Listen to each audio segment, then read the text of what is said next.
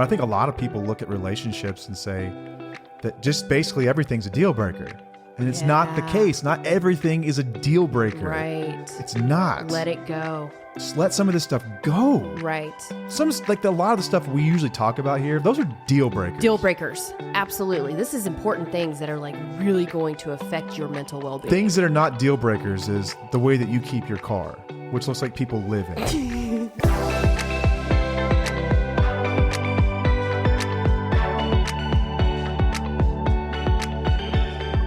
Welcome back to another episode of Till the Wheels Fall Off. I am Matt. I'm Paige. I scared you with that one. You did. Startled, jumped. Almost every time. And it's like, I don't know if it's I'm sensitive, like my ears are sensitive sometimes, but it's like, bam, right in your face. I think it's because the room goes from quiet to just that. Probably. There's no segue. It's just boom. It could also be because this is the earliest we've ever recorded. Yeah, this is weird. It's before 9 a.m. our time. It's kind of nice, though. I feel more, like, refreshed. You'd rather record early than late? Yes. I'm tired at night. You know me? This is true. Usually I start losing you by about like 20-minute mark. I look over there and it's just like, you're gone. Yeah, and it's really hard for me to, like, collect myself. I just want to go to bed, like, oh. And today I've only had one cup of coffee, which is not normal for me. That's only because we ran out of coffee. Yeah, I suck at that. What, ordering coffee? Yeah. Keeping it like in line. I should have it in stock before we run out. I think that's a failure on both our parts because we're both addicted to coffee. Mm-hmm. And if neither of us can maintain our habit, that's a bad thing. That's just addict fail. Honestly, I think I only need one cup. Technically, you don't need any. Okay. I can only handle one cup. Okay, yeah. I like to do salt water in the mornings. That actually works better than coffee. Yeah, but the stuff you have breaks are fast. I don't like that. It does? Yeah, it has stevia. Oh, stevia stuff in leaf in it. That's right. Yeah, it's all right. I know you don't care. It's all good. But it's a thing for me. I wouldn't even worry about it. Okay. Anyway. Yeah, this last week's been kind of wild. We've been just focusing really. What are you doing? I got You're just shedding. beard It's dandruff okay. on me. Sorry, she's wiping me off. I was helping. We've been working hard and heavy on Till the Wheels Fall Off this last week. Yes. Got all kinds of crazy stuff. We've got a board with a to-do list. It's like a mile long, and we're going to have every bit of this stuff done, which means more resources for you. Exactly. More resources for you. It includes online course, some retreats. We've got some merch in the works. It is sweatshirt season, and we've got some. We took delivery of like 20 samples we've got to go through, and but anyway, it's getting for real, and we have you, the listeners, to thank for that. The support we get is just absolutely amazing. And since we are on the topic of gratitude for just a moment, with Thanksgiving holiday upon us, I just want to say that I'm thankful for everyone that listens, the DMs, the messages we get, the kind words. We see just about all of them, and it warms our heart. We do not take it lightly that we have a responsibility to our followers, to people that listen, to people that get hope and inspiration from this. And I just want to thank everybody. Yeah. That's what I'm thankful for this season, is you all, the listeners. Yeah. Even as you're walking through some really dark moments in life, sharing it with us it means the world to us that you feel safe enough to do that. Yes. And I hope you're becoming more empowered each time you listen. Absolutely. Yeah. That's our overarching goal there. But anyway, we kind of interrupted our series on communication with an episode around the holidays, which I hope people found helpful as you're kind of walking into this holiday season. And we are going to pick back up where we left off a few weeks back with communication. This series on communication has been, I guess, sort of like a 30,000 foot view, like a transition as we go from like communicating with someone who's still actively using to that early recovery stage, which is full of potholes and all kinds of things you can trip over. And then sort of what we get to this isn't just unique to relationships in later stages of recovery. I think this is just healthy communication in general. Right. And we've done a communication episode before. Oh yeah. It's been quite some time ago, it's been about a year, I think. And we pulled like a reel from it, and TikTok got really mad. Well, we had a lot of listeners that were triggered by it as well. I received some messages from it who were like, ooh, you made me look at something that I didn't want to look at. And I think that the wording I used was a little triggering. So we're going to clarify some things today. Okay. I think even though our intent was good, obviously it came off wrong. And we are big on actions rather than intent. So apologies for that. We'll try to hit the point better this time around. And maybe in a year we will shift this one too. Or we could get roasted for this one as well. Our communication skills do change throughout our relationship. Yeah, they do. Absolutely. As we grow and mature and learn still more, yeah, it will always evolve. Yes, so we are not perfect. Heck no. No. Don't ever get that impression. No, we're not perfect. We actually have a video or a clip from our first recording. Oh, it was our awful. First podcast. Yelling at each other. We were cussing, yelling, saying really ugly things to each other. And it was like a real life fight that we put out into the world to let you know that we do struggle with communication sometimes as well. Yeah, we had some apologies to make. I had some apologies to make after that one. Well, me too. Sure. But that's the thing. Like, we learn and we grow from it. And I think this past year, we've really learned a lot in how to communicate with each other better. Absolutely, we have. Okay, so Paige, you're gonna basically run this. Sure. And I get to sort of sit back and enjoy and listen to your lovely voice and chime in. Okay, well, it might go all over the place, but we have some good tips for you. We've got an outline here you can stick with. It's totally different than your outlines, though, because I am all over the place. Oh, really? Did you go through it, and did it make sense? No, I didn't feel like at any point it was all over the place. Dang, I just think I'm really critical of myself. There's probably some truth to that. Yeah. Okay. Well, first, I just want to ask, what is communication? Making noises back and forth in grunts and nonverbal cues and things like that. Yes, it's just the process of exchanging, expressing, or conveying information and ideas through writing, speaking, and gesturing. Mm-hmm. That sums it up. I mean, I think that we think way too hard about communication, and that's why I put the definition in there. You think we think too hard about it or not enough? Maybe not enough. Or maybe it's just changed so much over the years that no one can communicate healthy anymore. I don't want to derail us so early on, but I think that technology has drastically changed the way that we communicate. Ooh, yeah. And that plays a huge role in the way that communication has changed over even our lifetimes. We're going to have an episode on that. We can't get into that right now. That's sort a of whole strange episode. Because we were, I think, the last generation of kids that grew up with and without the internet, where for a big part of our childhood, we didn't have technology. Yeah. And then it sort of came into vogue. And I don't know, we were probably in our teens. Like I don't remember sending a text message until after high school. No, yeah, that's true. We didn't have smartphones until after high school. But today, a younger generation even, and some of our listeners communicate in a totally different fashion than we ever did. Yes. So I think there's just so many more avenues to communicate, and each one has its own set of like do's and don'ts, and it's gotten complicated, I would say. Yeah, yeah. Well, we're going to have an episode on that. So that'll be fun. Thanks for derailing us. Okay, sorry. No, it's the same. So sometimes we forget that what it is, and we think that our partner should be able to read our minds. Do you feel that? Do you feel like you should be able to read my mind sometimes? Yeah. Okay. I'm just going to put it out there. You know how men always say, like, we can't read your minds. We're not supposed to read your minds. Mm-hmm. That's true sometimes, but I think in general, when you've been in a long-term relationship, you can read people pretty well, but it's really convenient to say, I can't read your mind right now. Mm-hmm. And full disclosure, I have used that when I definitely knew what you wanted, but I didn't.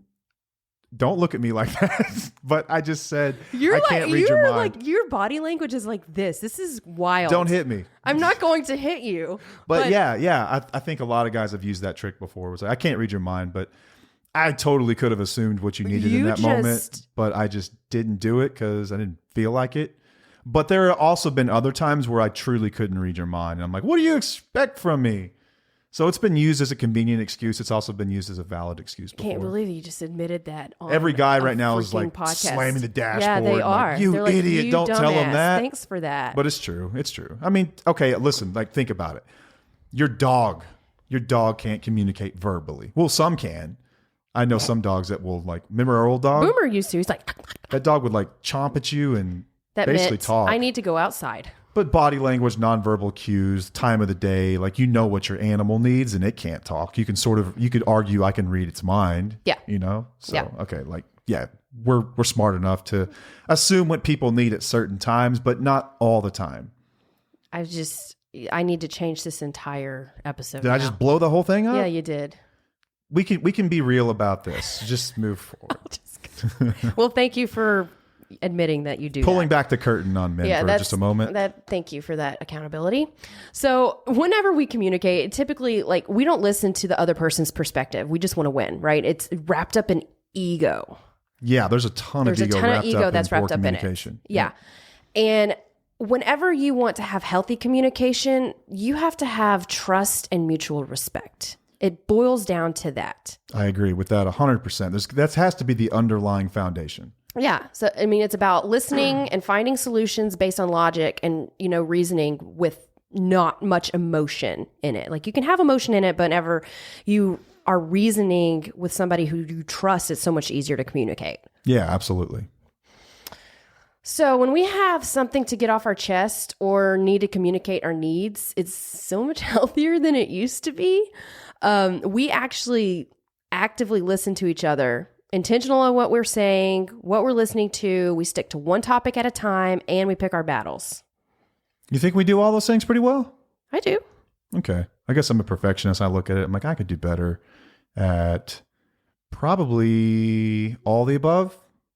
But I'm a much better listener than I used to be, for sure. Okay. That's probably your downfall, is actively listening. Like you're just listening because you get very distracted. I have ADHD, and it's not an excuse, but my brain goes all over the place. It's hard to keep it focused. I have to sometimes I'll be staring at you. I'm like, don't look at anything else. Just listen. It takes a lot of intention. The thing that I have to work on mostly in our relationship with communication is not being defensive. I do get defensive pretty quickly. So that's something that I've been intentional about on trying to correct. Yeah. Yeah, you do get defensive pretty quick. Yeah. You agree? Yeah. Is it weird that I'm owning something right now? I was trying to bait you into getting defensive just now, and you didn't take it. Growth. Right on. Okay, so we're going to dig deep into this in just a second, but I wanted to talk about how stress can make communication way more difficult. Yeah. Because I have to say, like within the past week, when we have been stressed, we've been a little stressed. We've had a little extra stress on our plate. Our communication kind of goes back to what it used to be. It breaks down a bit. It does. So like we revert to our old ways with the defending, the reacting, the justifying, the blaming, the raising of our voices. But each time we become aware of what we're doing and we make an effort to change it the next time. Yes. So it's like this, obviously, like anything in life that has to grow. Your communication skills go up and down. Yeah, I think that the expectation should never be perfection. Yeah. But we trust each other. So when this stuff happens, we don't take what the other's saying personally, because we know it's an issue within them and that just needs to be processed. But we also hold ourselves accountable when they are addressing something that we did that affected them. You own it, apologize, and promise to do better going forward. So let's say you need to be held accountable for when it happens again. Say something along the lines of, if I communicate in a way that hurts your feelings, do you mind pausing for a moment and telling me so I can be aware? Oh, this happens in just general, not even just in basic communication, but like quick personal story. I've got this terrible habit of I just move too quickly through life. If we're in public and let's say that we leave our seats from an event and go to the restroom, I will walk in front of you like 20 to 30 steps, like as fast as I can. Cause we're going to the restroom. I want to get that done as fast as possible, then get back to where I'm going.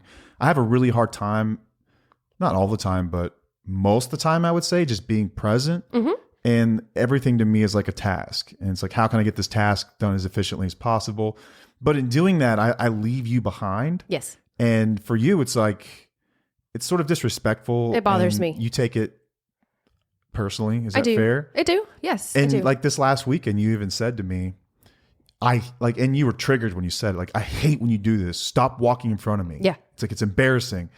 And my first thought is like to react and get mad at you and tell you that you shouldn't feel that way. And it's not that big of a deal. But now I can stop and pause. And you're just letting me know basically that hurts my feelings when you do that. Could you be more considerate? Yeah. And then, I don't know, 2 minutes later, I did it again. And then you reminded me again.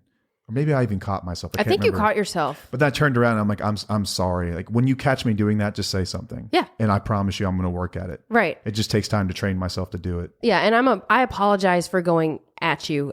It was a reaction instead of saying, hey, do you mind, stop walking with me instead of going in front of me, because it does kind of hurt my feelings. Yeah. Like I could have totally handled that better. But this is kind of what I was talking about with stress. Like there was a lot going on. And it's not an excuse. It is not an excuse for the way that I reacted, but that I know that I don't always react like that, but I know when I do react that way or I come at you that way, there's usually something going on within me. Yeah, and I realize that too. It's a two-way street. Yeah, for both absolutely. Of us. Yeah. So yeah, that was good. But there's a foundation of trust and understanding there. And I think that's maybe something to preface this entire conversation with is I think healthy communication takes place when there is trust in the relationship and there's safety in the relationship. And it becomes very hard to build that. But once you do, it becomes, you're capable of having this type of communication. Yeah. And so during your early recovery, I had a lot of patience for you to rewire your brain and how you were communicating, right? You've been pretty patient with me because I've had to change my communication style as well. I'm a little bit behind you in my recovery. Obviously, it took me a lot longer. But I'm not as impulsive as I used to be, even though that was an example of how I did revert to my old ways. And you still had patience for me, which is kind. Thank you. I mean, why wouldn't I? I mean, I look at it as like, it's both of our first time being alive on this planet.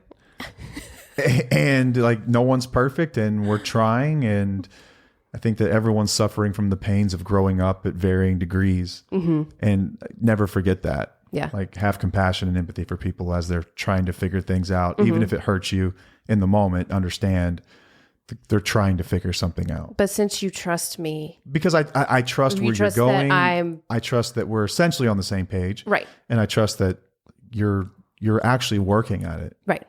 I guess it'd be a lot more frustrating to have this kind of conversation if someone wasn't working at it. Yes. I'm just thinking about our listeners. Like, well, sounds great and all, but it's not really possible for me right now. Right. But this is for later on. This is what you can look forward to in any type of relationship you're in. That's kind of the basis of this. Or even think about it, maybe not with your spouse or significant other, partner, just other people in your life. Yes. So you've got an adult child. Let's say you've got friends, coworkers. Think about this. Yep. It's applicable for those types of relationships. For sure. All right. So I asked our wheelies what some issues they are struggling within communication. And I just pulled out a few. Thank y'all for the feedback on that as well. Yes. Oh my gosh. There was so much feedback and everyone felt less alone. And I think that was a great little process.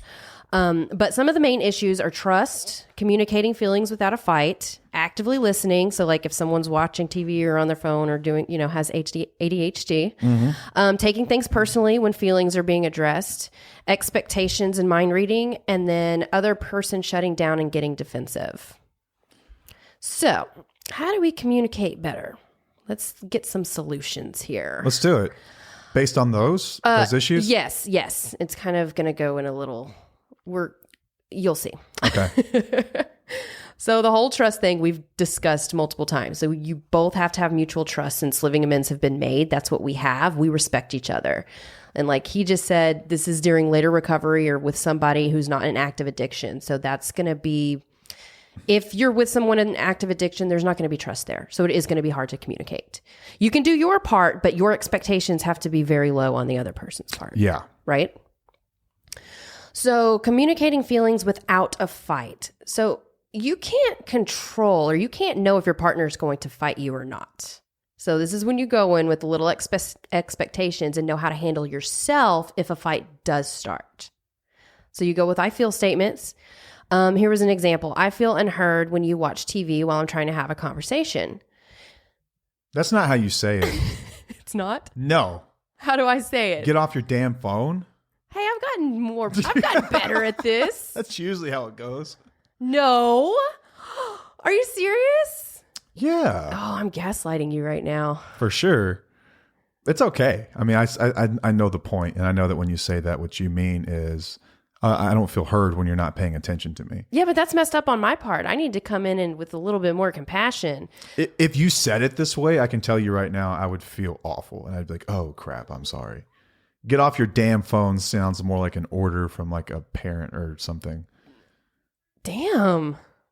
But I'm just telling you, like, yeah, it's much more effective to use I feel statements because you don't feel attacked in that moment. Yeah? You're just letting someone know how you feel. Okay. Yeah, you usually jump my ass is what you do. It's probably, I'm not going to, okay, you're right. I'm not going to justify it. I'm trying to justify this. With a really smart remark, you'll say something like, or you'll just huff and puff and say, I'm not even going to talk to you right now. Or I'll just say, can you please get off your phone? I've said that before. Can you please pay attention? Can you please do this? Yeah. It might be my tone. That's always I do more have effective. a tone. Yeah, the kids say you have a mean voice. I do have a mean voice, apparently. I think that this episode is going to be very beneficial for me. Okay, you're learning here. This is us processing our own issues. Well, yeah, because I was going to justify why I react that way, and I'm not going to justify it because you're right. I'm just going to own it and say I can do better with the way that I approach this. As can I.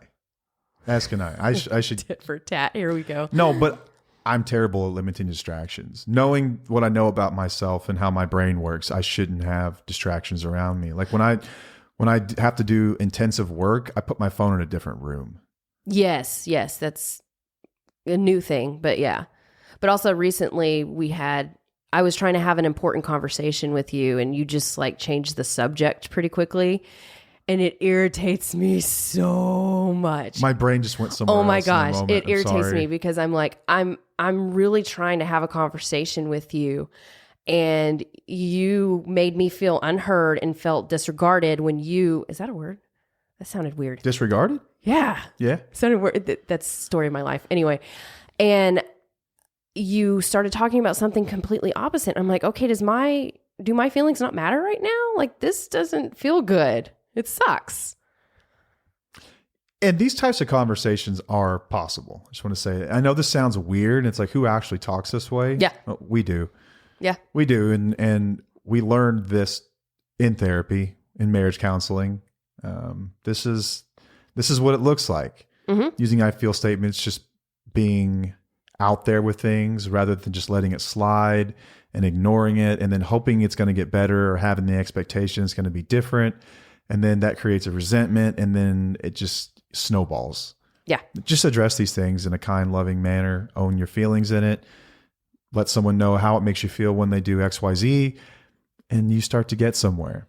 Yes. Now, but if the person still becomes defensive and, ugly about it or something, then step away and address it at another time. You might need to go to a therapist and talk to them about that. Counseling's great. It really is. It really is. Like it's wonderful. Yeah. I think we say that like every episode. I hope people recognize it. It's really beneficial. I mean, seriously. Okay, so the next one is kind of sensitive because it's what we discussed in the last communication Expectations episode. and mind reading. Yeah, so this is going to... In our last episode about communication, we made comments about how you can ask your partner to help you around the house. And I think that we need to use the term, pull their weight instead of help, because it's not like you're helping me do household things around the house. It's, you live here too. It's your part to do your part in the home, right? It's your responsibility. My share of the work and responsibility for keeping up with the home. Yeah. Yeah. So when your partner doesn't do what we think they should be doing automatically, we're expecting them to be mind readers, which is a cognitive distortion. We take it personally and then we get angry when they don't do what we think they should be doing. So in a perfect world, we marry someone who knows how to take care of themselves and pull their weight in the home. But this isn't a perfect world. And our society is in the middle of shifting roles to be more equal. Yeah. Men are primarily bad at this. Mm-hmm. I would say. I think that this is echoed with just about every man I know. I think of my friend group and everything else. Like maybe some are better than others, but for the most part, this is something they struggle with. Yeah, yeah. And for years, I took it personally because I felt like you were taking advantage or you were neglecting or, you just weren't really acknowledging that I was doing things. So it made me feel very alone because I was doing everything around the house and you weren't helping me. But I got to a point where I was like, in multiple therapy sessions, actually, it was with my individual and with our counseling, or marriage, is that you can ask for somebody to do something. And it's not asking for help. It's just asking to do something around the house. It's okay. Like, we put this aside thinking that they need to do this and they should just know. And it makes us feel bad. But men, honestly, you could do a little bit better. We could, but I think that the issue comes from the expectation that's probably not communicated. Mm-hmm. And that's what the whole segment was about the last time, is that this is my belief, and I stand by this. I'll die on this hill, that uncommunicated expectations are resentments in the making. Absolutely. And they are the architecture that will set up huge rifts in a relationship later down the line if they're not addressed. So this issue of household chores and what's to be done, what's not, there are some people who will do these things, and if they're not getting help, rather than addressing it, they'll get hurt by that. They'll get angry by that. Rather than communicating it, they'll just get mad. They'll start to feel like someone's absolutely worthless, that they don't respect me. And like, I see both sides of this. I completely understand. It's primarily women that I was getting roasted by. Yeah. That said, like, you know, you're an adult. Like, you're telling me that you can't walk by the trash and know it needs to be taken out. Mm-hmm. Like, that's supposed to be my job. Right. And that's completely valid. I totally understand that. Yeah. My only contention to that at all is in the context of communication. If there's an issue, we should talk about it and we should address it. Yes. Is it bad that you have to ask someone to take the trash out? Yes. Yeah. Yes. Yeah. But how do we solve that problem? Right. We communicate. We communicate. Now we can get into why men are this way. Yeah, we're not going to do that. I think just on a small tangent, I think that the way that boys are raised by their mothers. Yes. Think back generation or two. It was primarily the men was the head of household. We talked about this when it comes to men's purpose and like what's going on with men. Mm-hmm. Women were the head of household. Women took care of these things. Like, it's not uncommon to find men who don't really know how to do laundry or have never really cleaned up because their mothers did this for them. I'm talking about like younger 20s males. Yeah. Like, they go out in the world without really knowing how to do a lot of this stuff. Right. Some of it's cultural, depending on where you're from or, the background that you have.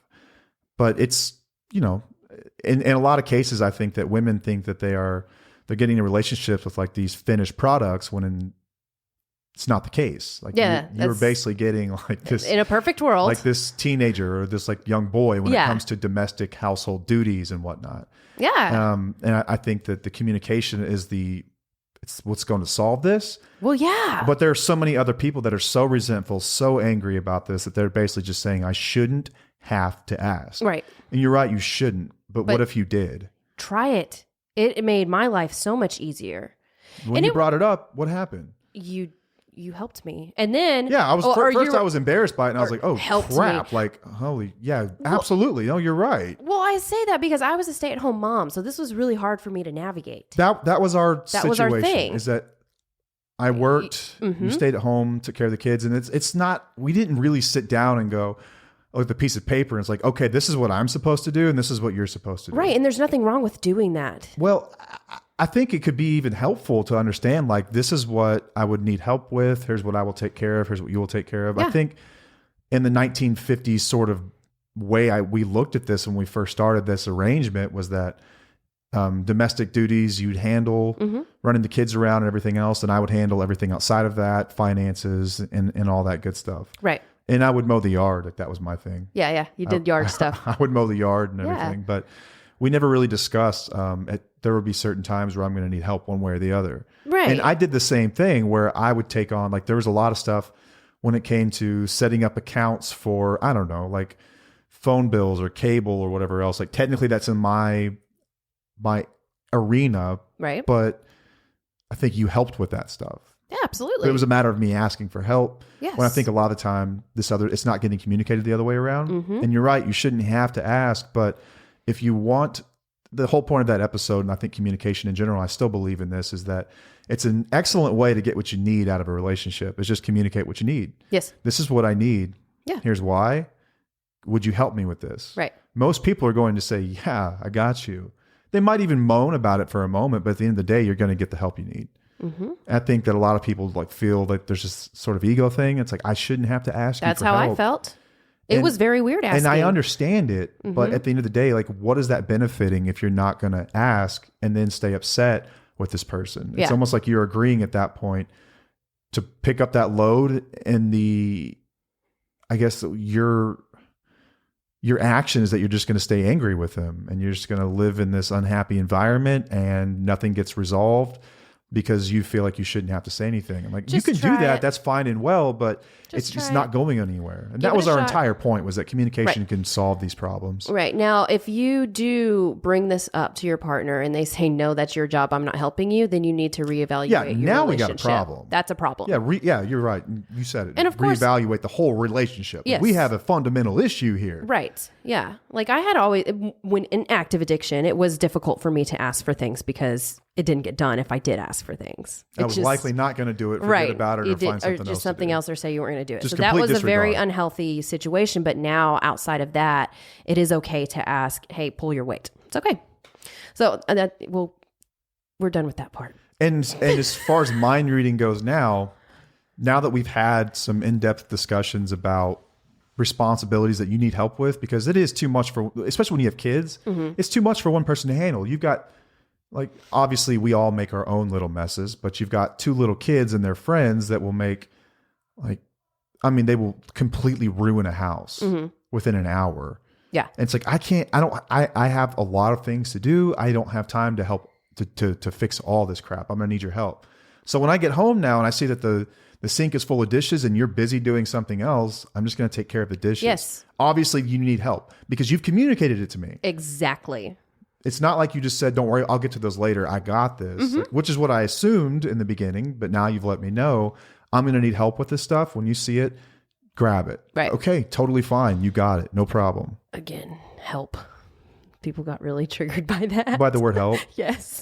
What else would you call it? It's help. Pulling your weight, because when you say, they were saying, when you say that you need help, that says that you're responsible for everything and you just need help. And it just got misconstrued. It really did. Like, it did not. In our specific arrangement. I can understand it, but in our arrangement, it made sense for us because, like I said, I was a stay-at-home mom. In general, okay, I see that point. Right. But, if you're both, the context of what we were talking about, which was our life. Like, if you're both working, like, that makes sense. For sure. Because you should have equal. Even then, 50-50. I think that you should help each other out when they're struggling. But you have to communicate it and let people know. Yeah. There's nothing wrong with it. There's nothing wrong with asking it. It's just you have to put your ego aside, and it's okay, and it works, and it's amazing, and it will make your relationship so much stronger. And there are times I come home and, like, I've had a really rough day and I'm overwhelmed with a million things I have going on at the office, and I will need help. I will need help with something on that's part of my responsibility. Like, I will need help. Like, hey, could you look into this account and settle that out, or call customer service or whatever it is, and you'll do it. But I got to let you know. Yeah. If I come home just angry and feel like you're not going to help me, or that you should know that I'm struggling right now, rather than communicating it, that responsibility of being upset actually lays within me. Yeah. At that point. Yeah. That's going to piss people off, but it's true. Yeah. Just trying to help people communicate better. That's all. Yep. It's all right. Some things you're not going to like what we say. That's cool. Whatever. That's all right. It works for us. So agreeing to disagree. You don't have to agree on everything. This is another thing in communication. Can you think of anything recently that we've had to agree to disagree on? Yeah, it's like family stuff, holidays coming around. Like, what are we going to attend? What are we not? Stuff like that. Okay. Yep. That's true. But it's respectful. It's like, hey, I'm going to do this. You do that. Yep. We all good. High five. Okay. All right, move on. Yeah. Knowing when to step away and take a breather. So say you're in a heated argument and things are just getting, way too fired up. It's okay to step away and say, I need to go collect myself for a moment and take a breather. Like, it's healthy, man. That's healthy. But a lot of people will say, oh, that's narcissistic. Some people will say that it's because you're deflecting or you're putting it, shoving it under the rug or whatnot, but you're not. It's okay to take a breather and step away from a conversation.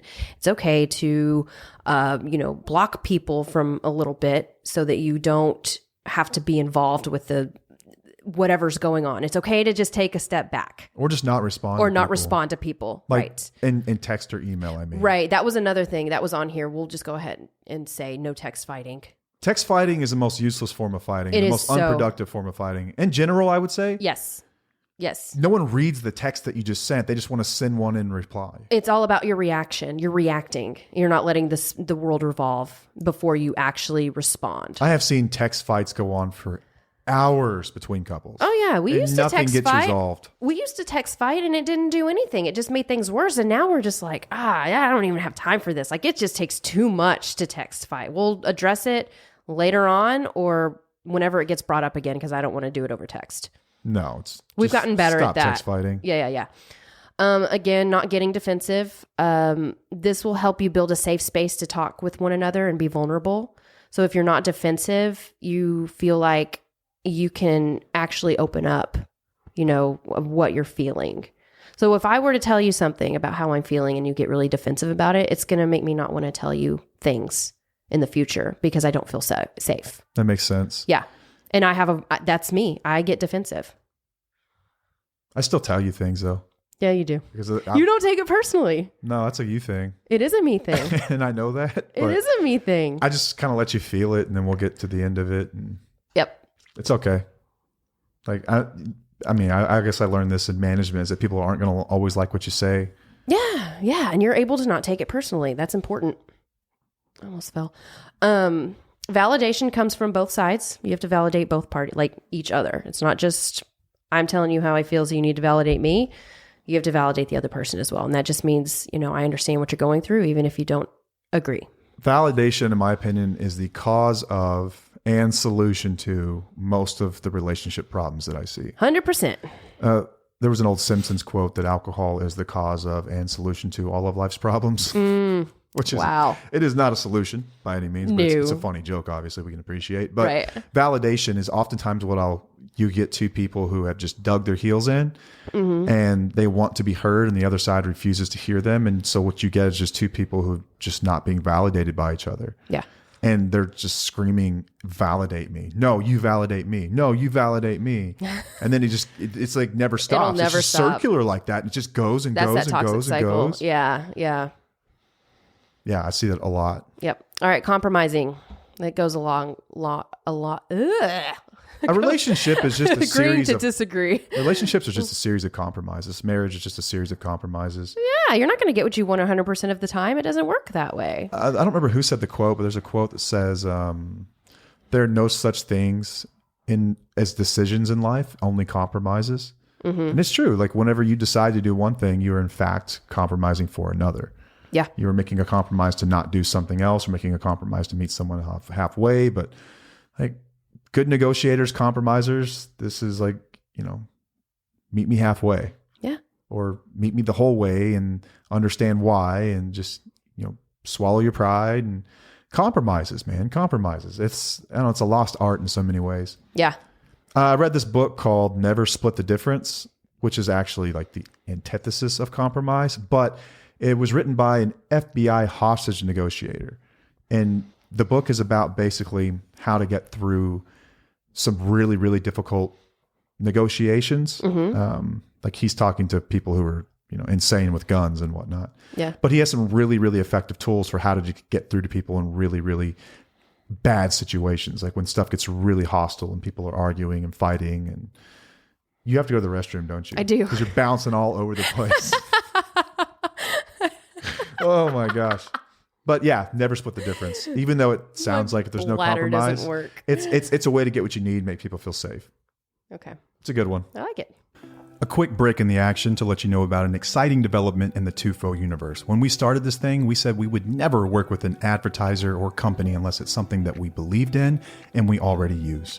If you're looking for professional, affordable mental health care, look no further than Taylor Counseling Group, your trusted source for accessible therapy in Texas. Taylor Counseling Group believes that everyone deserves premium mental health care, regardless of their income level. That's why they offer reliable and affordable services at 12 locations across Texas. They've made affordability a priority. They are in network with most major insurance, and the standard private rate is only $100 per session, significantly lower than many other practices offering the same high-quality therapy. They believe that getting the help you need shouldn't drain your wallet. Scheduling an appointment is quick and easy with their convenient online booking tool. No complicated processes or long wait times. They value your time and ensure that you can access the care you deserve without any hassle. At Taylor Counseling Group, they believe in a personalized approach to therapy. The professionally trained counselors offer a diverse range of services, including individual counseling, couples counseling, family therapy, play therapy for children, and even specialized techniques like cognitive processing and existential psychotherapy. They're here to help you navigate life's challenges and develop a personalized treatment plan tailored to your unique goals. Taylor Counseling Group is your partner on the path to mental wellness. Experience professional, affordable care that puts you first. Visit their website, taylorcounselinggroup.com, or call them today to schedule an appointment and tell them Tufo Couple sent you. A link and phone number is going to be available in the show notes. And back to the action. Okay, so what do our arguments look like? I kind of wanted to give an example of a recent situation that happened. So you had when you have a stressful situation and you bring it to my attention, I might throw out solutions, and you calmly stop me and you say, I don't want solutions right now. I just want to talk about how I'm feeling. And when you bring that to my attention, I pause and I say, I'm sorry. I'm here for you. I'll listen. I don't get defensive or try to justify why I was providing solutions. I let it go and I let you talk. Do you remember when that happened recently? Yeah. And it was actually over text messages. No, it wasn't. The one I remember was over the phone. Oh. But oh, you're right. It did happen over text too. Okay. You do this thing where you have no patience for me when I'm struggling, and you're just like, you stupid MFer, fix it this way.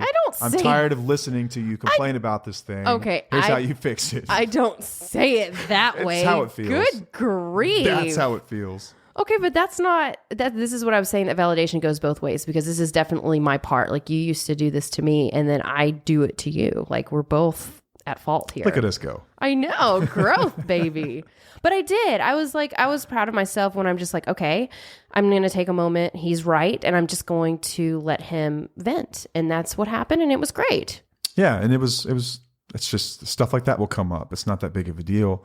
What really matters is how you acknowledge it, move forward, make that right. Yeah. Yeah. And like another situation is I was recently, again, stressed. So my communication skills have kind of gone out the window.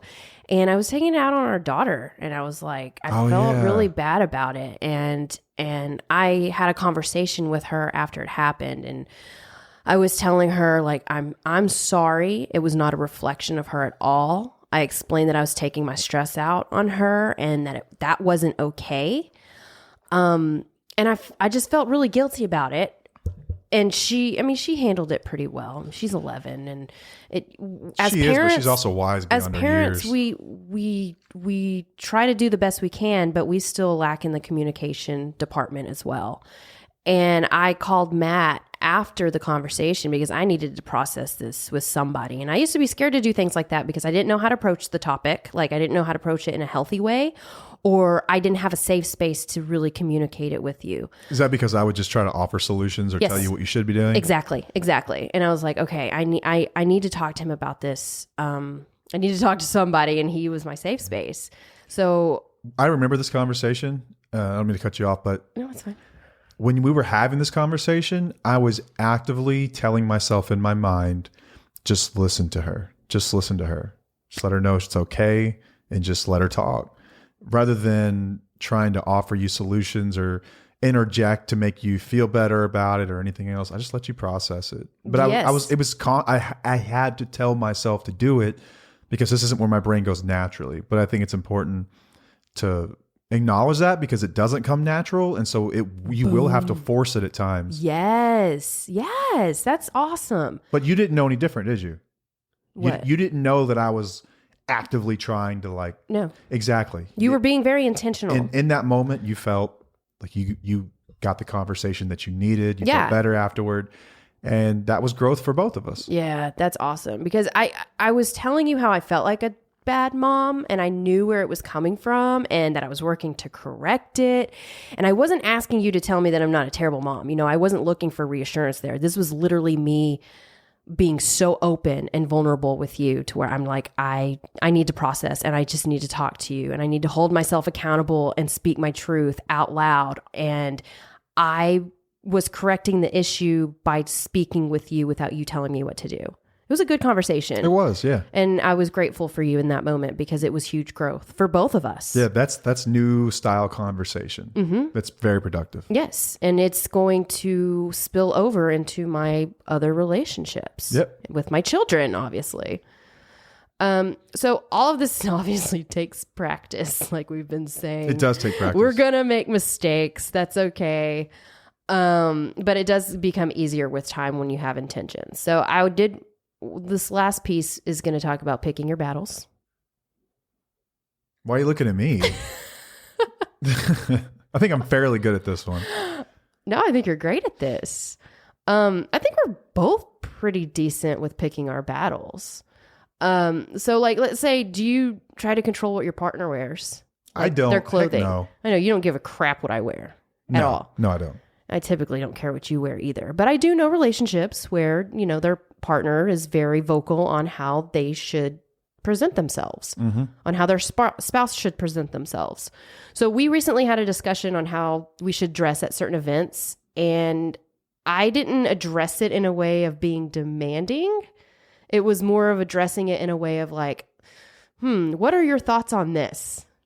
Right? Yeah. Because we went to multiple events this past weekend where, you know, a lot of people were dressed up. Yes. With jackets and suits and glitter and glam and all this fun stuff. And Matt was Matt.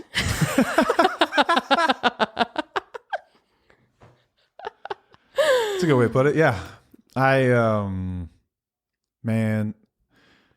I don't know if I'm just anti-establishment in general, but I think when I'm told to do something for the sake of just being told to do it and I can't see an actual purpose for it, I always question it. Mm-hmm. I think it just goes back to the way I am. I don't know why I'm like this. I just am. It's very Dell-like, actually. I just question it. I'm like, okay, is it necessary that we all do this? Because, I don't know, is there a dignitary there? Is like the king going to be there? Or is it just because people want to feel like they're dressed up on a night out and it feels special because everyone's dressed up? Right. And if so, like, do I have to participate? Does it really matter if I'm not wearing a collar? Like, is it that big of a deal? I wasn't trying to wear flip-flops and beer shorts. Right. No, you look nice. You always look good no matter what you wear. Anyway, you brought it up to me and you let me say my piece, which is basically me just complaining and moaning about how the idea of dressing up is silly, which I will do, don't get me wrong, but generally it's when I'm directly involved in something. Like I've officiated weddings. I'm absolutely going to ask the bride, what would you like me to wear? Right. They tell me to get a green suit. I'll go get a green suit. Right. It's their wedding. I'm happy to do that. Yeah. If I'm in a crowd of 1,000 people, does it really matter how I'm dressed? If I'm essentially dressed how everyone else is dressed, do I have to wear a collar? Why do we have to wear collars? What's a collar anyway? Who invented that? Okay, here we go. Why do we have to wear this little silly Matt. flap on our neck to say that we're dressed up nicely? And I just can't wear a tight shirt with some slacks. And that's I don't know. It's very arbitrary to me. This is the stupid crap that goes through my head though. And so we had a conversation about it and she let me, complain and moan about it. And then at the end of it, I was like, all right, I'll go get dressed. Yes. But this is one of those agreeing to disagree type things. It was absolutely agree to disagree. Because I can understand why certain events, ask you to dress a certain way. I can understand that from a respectful point of view, but this is just where we meet in the middle and we compromise and we just do our thing. But I'm not demanding on what you should be doing. We just have a nice conversation about it or debate and we move on. But I do think there are some couples out there where maybe the partner is very like, you need to be dressing this way. And that's end of story. Is it worth it? I don't know. Pick your battles. Maybe, maybe not. You're very difficult to argue with. And actually one of our good friend couples, we've discussed this before because he can't argue with his wife for the same reasons. Like You know who I'm talking about? No. Like our besties. No. Oh, dang it. Okay, well, he can't argue with his wife because she will come at him tell him that he is wrong constantly all the time. And that's how I felt with you. I can't argue with you. There's no arguing with you. You're right. You're right. So I've learned to really pick my battles when I'm like, this is not even worth this discussion. Not worth my sanity at this moment. It's not. And that kind of goes to our next point of like, do you feel like you have to talk about how you feel about everything? And yes, it's important to be able to speak our minds and how we're feeling, but we don't have to communicate our feelings on every single thing that comes to mind, especially if it's like controlling or critical.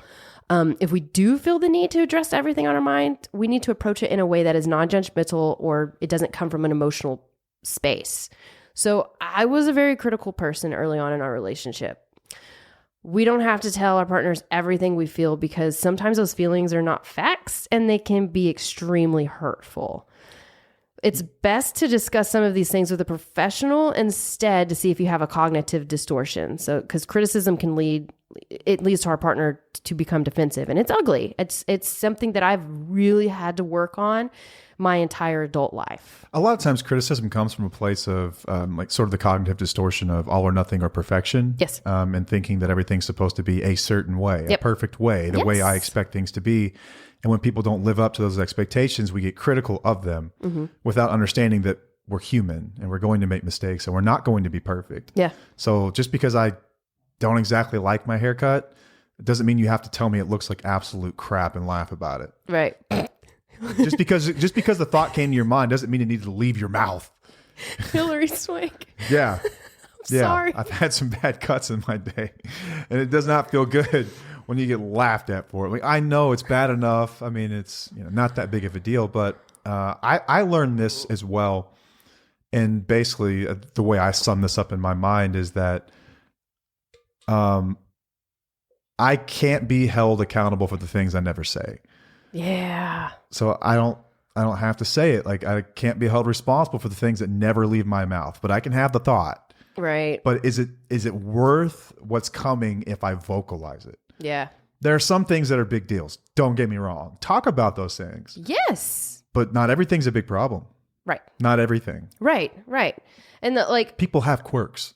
Yes, absolutely. People are going to have quirks and they're not going to be perfect. And there's some compromises you make in a relationship where you're not going to meet my every expectation, but that's who you are. And I can accept that. And I love you. Yeah. That's compromise.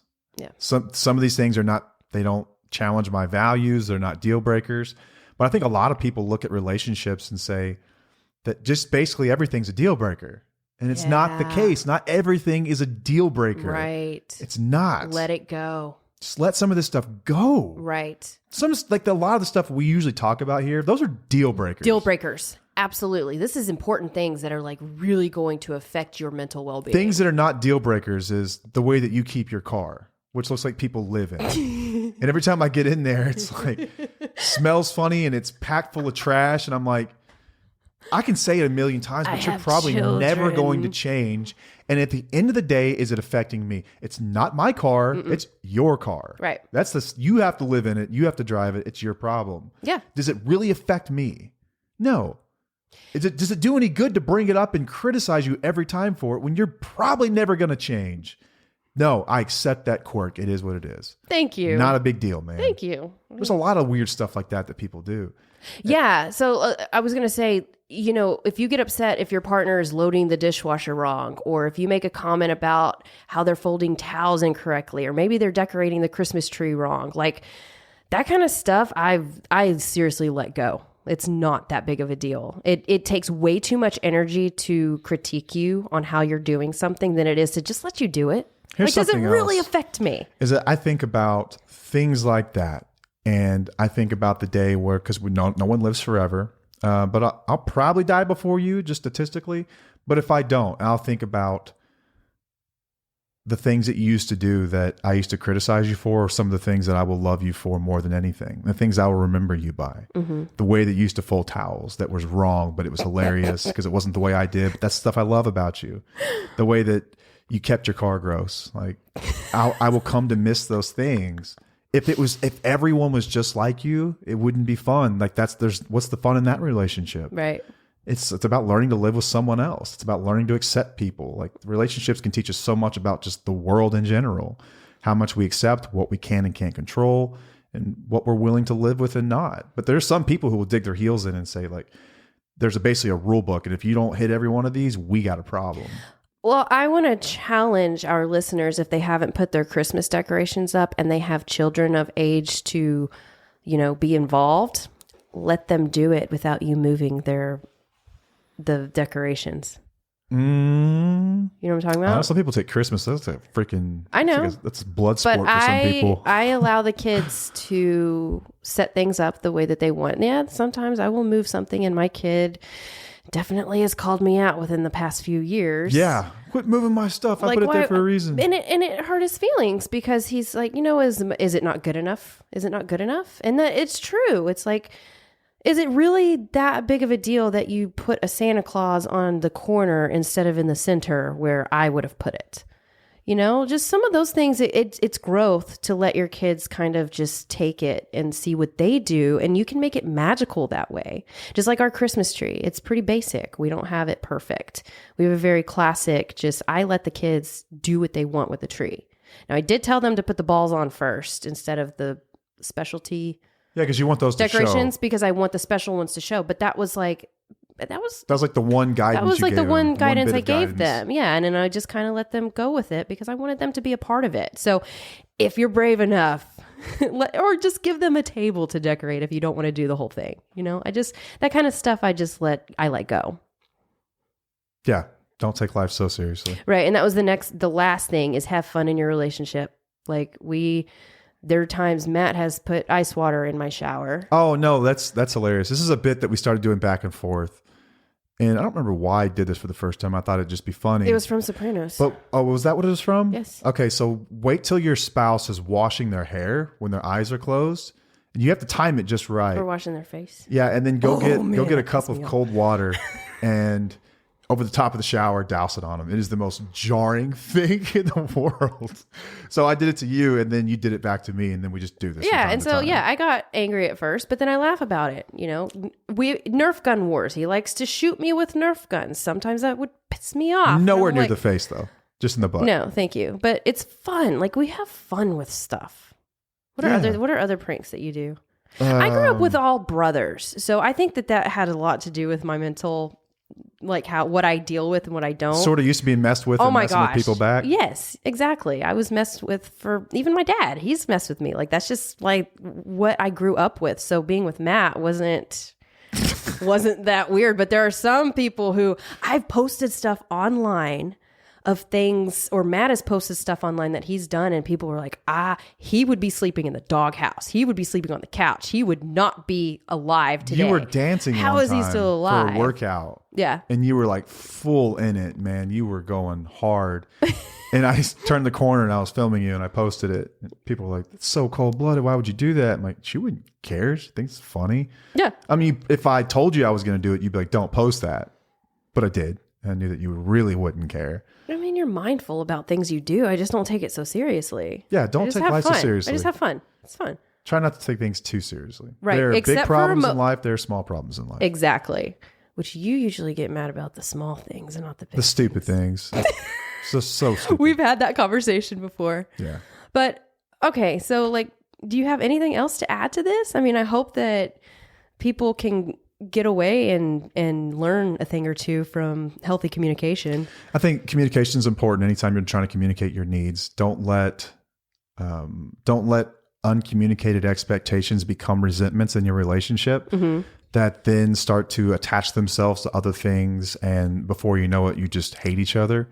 Talk about this stuff. If you have just difficulty talking about it, and this episode is not detailed enough or not specific enough, I strongly encourage marriage counseling. Like marriage counseling you don't show up there because your marriage is failing. I think you show up there when you want it to be better. Yep. And it's maintenance. Like you change your oil in a car, right? Well, why don't you go to marriage counseling? It's just maintenance. It's maintenance and healthy communication, because the older we get, oftentimes the more we get stuck in our ways and the more our ideas become cemented where they're harder to change, not as malleable. And counseling is a great way to just have open communication about this stuff Yep. before it becomes a major issue. Now, if it is a major issue, it's also a great place to work through that stuff. I would just encourage people to take it seriously. Like if you've got serious resentments about some things and it feels like there's no moving past it, you know, we've like written things like Drop the Rope, which is essentially counseling in a nutshell, but it's helpful to go get a third party to talk you through this stuff. Someone who's trained in allowing that type of communication to flow and teaching you how to do it. Yeah. Just, it's crucial, man. Like if you're in a marriage with somebody and there are some things that we talked about that are deal breakers. These things are against my values. I don't appreciate cheating, lying, stealing, alcoholism, emotional, psychological abuse, physical abuse. Like those are deal breakers. Yeah.